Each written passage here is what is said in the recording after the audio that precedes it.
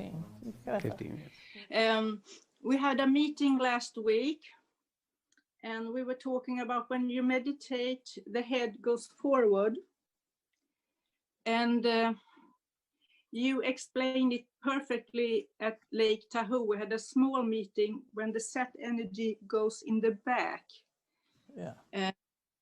But I have forgot what you have told me. So could you please repeat it?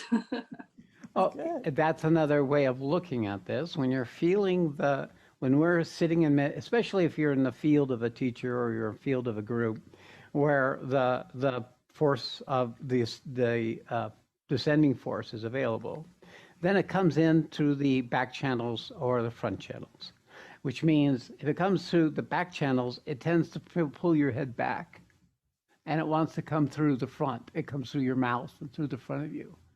And when it's taking you deeper, when it's taking you into the Asat force, it comes through the front channels and it pulls you in like this. So the head or the body tends to turn inward.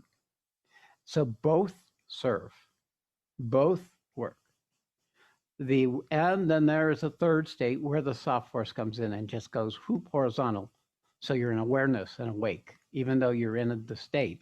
You're awake. So those are the three ways the system can respond to the descending force. Any of them serve.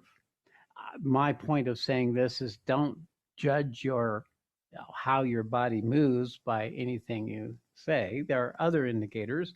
For example, one clear indication that Thomas is coming forward is when the head goes to one side or the other. That's the case that Thomas is being pushed up. Now, these are very pleasurable states. So, you want to go with the pleasure in this particular case. You want to go with the Ananda component because that's bring it into your body. So whichever way you go, even the Thomas does allow for the force to do its work. There's nothing more you need to do.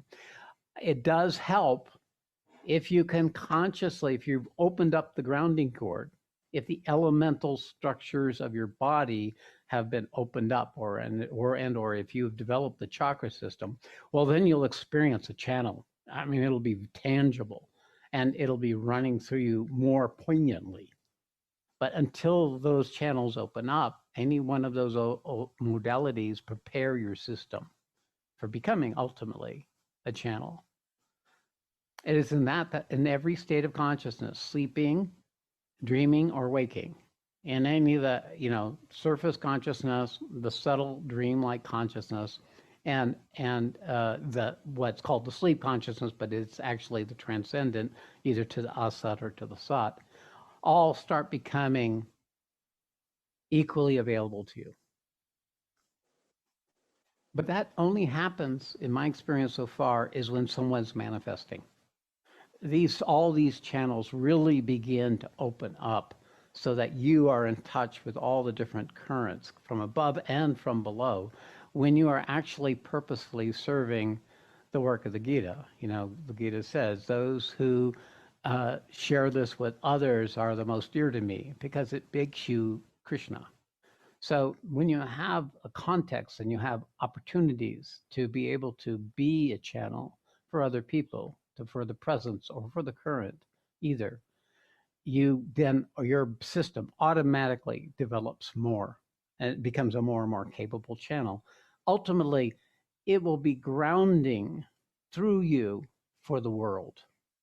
It will coming up through you for the world, not just for what's arising in your present circumstances. And that's ultimately how we can be useful. So I don't know if I went too far, I probably did. But in terms of your immediate question, no problem, good signs, just let the force come in. But I would suggest when it comes in, open up your grounding cord, send it into the middle of the earth, and see if you can get it to run through your whole system. All right.